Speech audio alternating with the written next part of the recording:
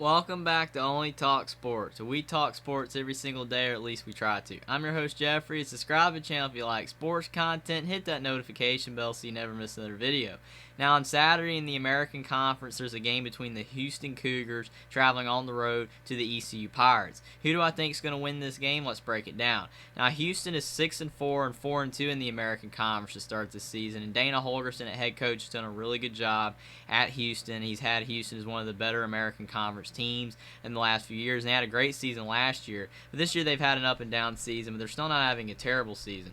They started out in week 1 with a 37-35 win at UTSA in overtime. That was a good game. It went to 3 overtimes, and Houston was able to get the win. But then they lost at Texas Tech 33-30 in overtime. And this game right here was a game that, just like the UTSA game went their way, the Texas Tech game did not, and they barely lost. Then they lost to Kansas 48-30.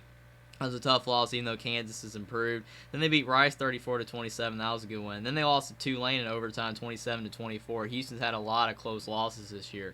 Then they won at Memphis 33-32, and they were able to come back and win that game. Then they won at Navy 38-20. That was a good win. Then they beat South Florida 42-27. Then they lost at SMU 77-63 in an offensive explosion. Neither team's defense showed up to play, and Houston lost in a barn burner. Then they beat Temple 43-36, and that was a decent win. But Temple's really struggling, and Houston did give up a lot of points.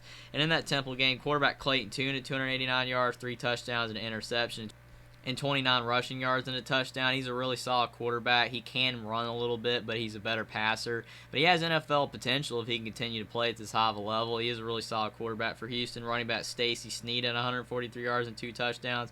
Good running back for Houston. He's really emerged lately as a pretty solid running back. Wide receiver Nathaniel Tank Dell, 98 yards and a touchdown. He's a very explosive player. He can run around all over the field, and he can out-juke almost anybody. And he's probably going to be in the NFL. Wide receiver Samuel Brown at 91 yards. And wide receiver Matthew Golden at 60 yards and a touchdown for Houston against Temple. And Houston has a really great offense. It's an electric offense. They can run the ball, but their passing game is fantastic. And on the defense side of the ball, defensive back Jalen Emery at 5 tackles, and defensive lineman Anthony Holmes Jr. 4 tackles for Houston against Temple. And the problem for Houston is, even though their offense is really good, their defense really struggles. They give up a lot of points. At times, they have shown the ability to defend at a decent level, but at other times, especially the SMU game, their defense has been non-existent, so they need to improve on that side of the ball. And on the East Carolina side, they're 6-4 and 3-3 in the American Conference to start the season. And Mike Houston's done a fantastic job at ECU. The ECU was in shambles after the Scotty Montgomery era, but Mike Houston has really turned this program around, and they're doing really well, and they're having a really good season for their standards. They lost to NC State 21-20. In week 1, this was a tough loss because they missed a field goal at the end. If they had to hit that field goal, they would have won. Then they beat Old Dominion 39-21. That was a good win because Old Dominion's been pretty good this season. And then they beat Campbell 49-10. That was a good win.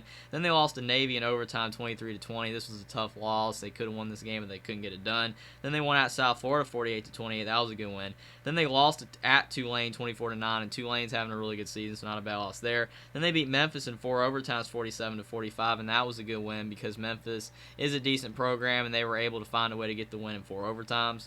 Then they beat UCF 34-13, and this was a fantastic win because UCF has an argument to be the best American Conference team this year, and ECU was able to beat them by that much. Then they won at BYU 27-24. That was a good win because BYU is a decent team this year. They're not as good as they've been in the past, but still it is tough to win at BYU. Then they lost at Cincinnati 27-25, and it's tough to win at Cincinnati as well. Cincinnati rarely loses at home, but ECU almost got the win.